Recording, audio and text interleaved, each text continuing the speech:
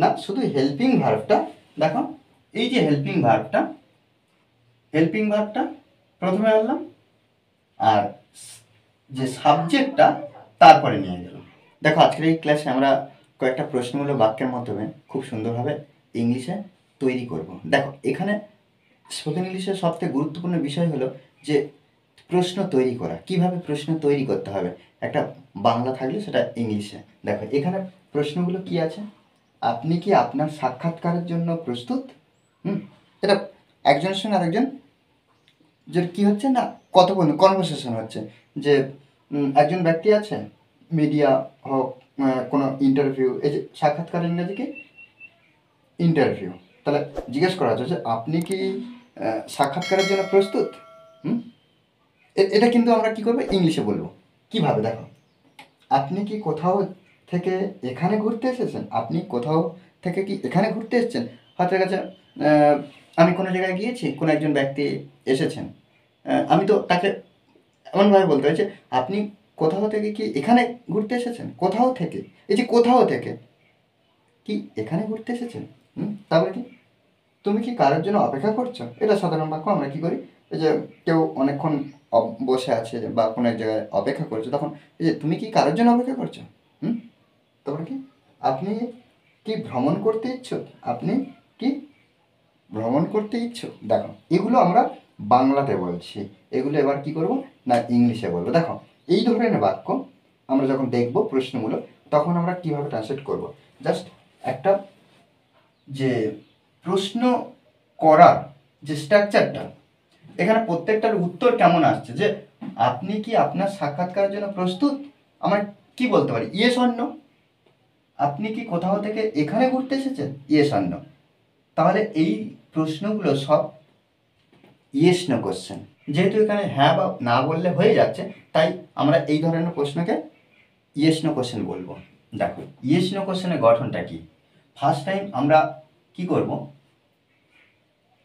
H V আনবো, অর্থাৎ helping verb. আমরা বাক্যের মধ্যে যে হেল্পিং ভার্ব, সাহায্যকারী ক্রিয়া পাবো, সেটা ফার্স্ট টাইম নিয়ে আসবো। তারপরে কি করব, সাবজেক্ট, তারপরে ভার্ব। ভার্ব সেটা কিন্তু টেন্স অনুযায়ী কেন বলছি আমি বলে দেবো। দেখো এখানে প্রথমে আমরা কি করলাম, আমরা প্রথমে এখানে হেল্পিং ভার্ব দিলাম, তারপর সাবজেক্ট, তারপরে মেন ভার্ব। অর্থাৎ এখানে আচ্ছা মেন ভার্ব বলে লিখলে সুবিধা হবে, main verb plus others word, সেটা অবজেক্ট হতে পারে বা অন্যান্য কোনো শব্দ হতে পারে। হ্যাঁ, এখানে আদার্স ওয়ার্ড তাই লিখে দিলাম, আর জিজ্ঞাসা চিহ্ন। এটা হলো ইয়েস নো কোশ্চেনের স্ট্রাকচার। ঠিক আছে, দেখো আপনি কি আপনার সাক্ষাৎকারের জন্য প্রস্তুত? আপনি কি আপনার সাক্ষাৎকারের জন্য প্রস্তুত? তাহলে দেখো, যদি এখানে একটা জিনিস ভাবো, প্রশ্নটা কিভাবে আমরা সহজে করব। এই যে কিটা যদি না থাকতো বা প্রশ্ন করা থাকতো না, তাহলে আমরা কি বলতাম এই বাক্যটাকে, আপনি আপনার সাক্ষাৎকারের জন্য প্রস্তুত, এইভাবে প্রস্তুত। তাহলে কি এখানে লিখতাম, আমি কিন্তু প্রথমে প্রশ্নমূলক বাক্য করছি না, জাস্ট সুন্দরভাবে আমরা যাতে বুঝতে পারি, আমরা যাতে করতে পারি, তার জন্য আমরা একটা সিম্পল বাক্যে ট্রান্সলেট করে নিচ্ছি। কি বাদ দিলাম, আপনি আপনার সাক্ষাৎকারের জন্য প্রস্তুত। তাহলে এখানে আমরা লিখব you are ready, you are ready, কি আপনি প্রস্তুত। কেন প্রস্তুত, আপনার সাক্ষাৎকারের জন্য, আপনার সাক্ষাৎকারের জন্য। তাহলে এখানে আমরা লিখতে পারি for your interview, for your interview.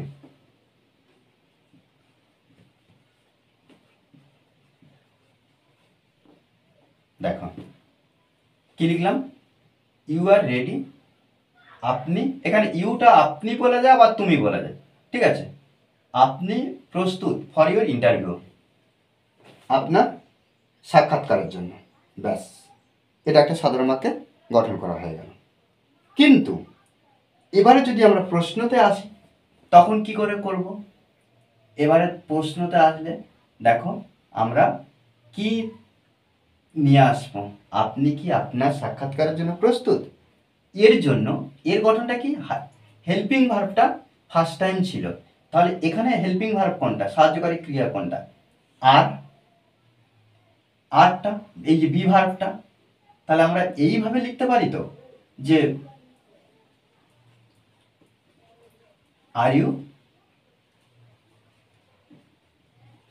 Are you ready, যেমন আছে তেমন বসে দেবো, কি করবো জিজ্ঞাসা চিহ্ন। দেখো দুটো বাক্যের মধ্যে পার্থক্য কি করলাম, ফার্স্ট টাইম কি করলাম, you are ready for your interview, আর দ্বিতীয় কি করলাম না শুধু হেল্পিং ভার্বটা, দেখো এই যে হেল্পিং ভার্বটা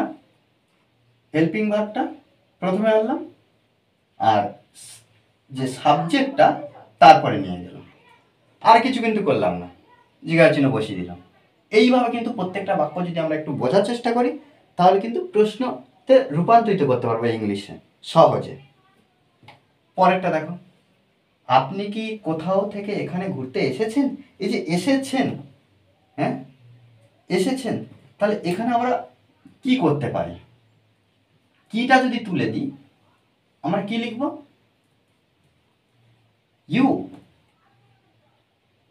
কোথাও থেকে এখানে, কোথাও থেকে এখানে, তাহলে এখানে আমরা লিখতে পারি যে এই যে এসেছেন আসা, ইউ, তারপর আমরা কিন্তু একটা হেল্পিং ভার্ব দেবো, ইউর পরে আমরা কিন্তু আর দেব, ইউ আর, এই যে ঘুরতে আসা, ঘুরতে এসেছেন, এসেছেন, তাহলে একটা কন্টিনিউয়াসে লিখতে পারি, আমরা কন্টিনিউয়াসে লিখতে পারি, তাহলে ইউ আর ভিজিটিং,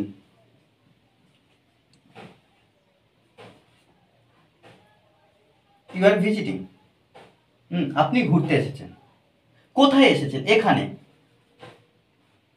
এখানে, ইউ আর ভিজিটিং হিয়ার, আপনি ঘুরতে এসেছেন, কোথাও না এখানে এসেছেন, আচ্ছা কোথাও থেকে এখানে এসেছেন, কোনো এক জায়গা থেকে, কোনো না কোনো জায়গা থেকে, তাহলে এখানে আমরা লিখতে পারি ফ্রম সামহার, সামহার, এবারে ফুল স্টপ। তাহলে এখানে কি লিখলাম যে ইউ আর ভিজিটিং, আপনি ঘুরতে এসেছেন, ইয়ার এখানে, ফ্রম সামহার, ওকে। আচ্ছা এখানে আরেকটা জিনিস আমাদের একটু লক্ষ্যর বিষয়, এই যে আপনি এখানে ঘুরতে এসেছেন কোথাও থেকে, এখানে এই যে হিয়ারটা এটা না যদি ব্যবহার করি, এখানে এই যে বাংলাতে এখানে দেওয়া আছে কিন্তু ইংলিশের ক্ষেত্রে এখানে হিয়ার যদি আমরা না ব্যবহার করি প্রশ্নের ক্ষেত্রে বা সাধারণ বাক্যের ক্ষেত্রে কোনো অসুবিধা হবে না, কারণ আমি যাকে জিজ্ঞাসা করছি এই যে এখানে আপনি ঘুরতে এসেছেন, এখানে আপনি এখানে ঘুরতে এসেছেন কোথাও থেকে, তাহলে যেখানে আছে সেই জায়গাটা কোথায়, এখানে, তাই এখানে এইটা ব্যবহার না করলে চলবে, আর ব্যবহার করলেও অসুবিধা নেই। আচ্ছা এবারে দেখো এটা কি করলাম সাধারণ বাক্যে, এবারে আমরা কি করব প্রশ্নমূলক বাক্যে, ঠিক আর কিছু নেই, কিছু নেই কেন, কারণ কিটা দিলে, কিটা এবার আমরা দিয়ে দিচ্ছি, তখন কি হয়ে যাচ্ছে, কি হয়ে যাচ্ছে, ইউটা তুলে দেব, আরটা তুলে দিব, দিয়ে আরটাকে সামনে নিয়ে আসবো আর ইউটা পরে নিয়ে যাব, তাহলে are you visiting here from somewhere, জিজ্ঞাসা না, ওকে। দেখো এইভাবে কিন্তু প্রত্যেকটা বাক্য করবো, তুমি কি কারোর জন্য অপেক্ষা করছো, এই যে তুমি কি কারোর জন্য, তাহলে এখানে আমরা লিখতে পারি, এখানে এখানে ডাইরেক্ট আর বাক্য আমরা লিখবো না, জাস্ট সিম্পল বাক্যে প্রশ্ন করি, তাহলে তুমি কি কারোর জন্য অপেক্ষা করছো, এই যে করছো কাজটা কিন্তু চলছে, আর ইউ কেন হেল্পিং ভার্ব, তারপর সাবজেক্ট আর ইউ, এবার main verb waiting, are you waiting, আপনি বা তুমি অপেক্ষা করছো, তুমি অপেক্ষা করছো কারোর জন্য, এই যে কারোর জন্য, এই যে কারোর জন্য, সামন, ফর সামন এলস,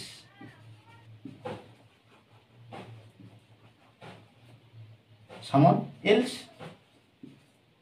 ওকে, আপনি কি ভ্রমণ করতে ইচ্ছুক? আপনি কি ভ্রমণ করতে ইচ্ছুক? তাহলে এই যে আপনি কি ভ্রমণ করতে ইচ্ছুক, তাহলে এখানে যদি আমরা কি বাদ দিতাম, তাহলে কি আপনি ভ্রমণ করতে ইচ্ছুক, ইচ্ছুক। তাহলে এখানে আমরা লিখতাম যে ইউর পর আমরা হেল্পিং ভার্ব দিতাম, এই যে ইচ্ছুক, উইলিং ব্যবহার করতাম। তাহলে এখানে আমরা কি একদম ডাইরেক্ট প্রশ্নমূলক বাক্যে দিই, তাহলে আর ব্যবহার করব, are you willing, willing to travel, জিজ্ঞাসা।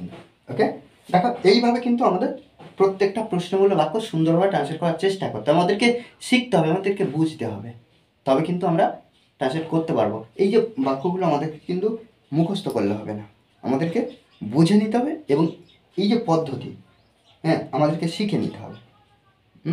আর এই ধরনের কোনো প্রশ্ন বাক্য তৈরি করতে গেলে আমাদের সমস্যা হবে না, শুধুমাত্র একটু বুঝতে হবে।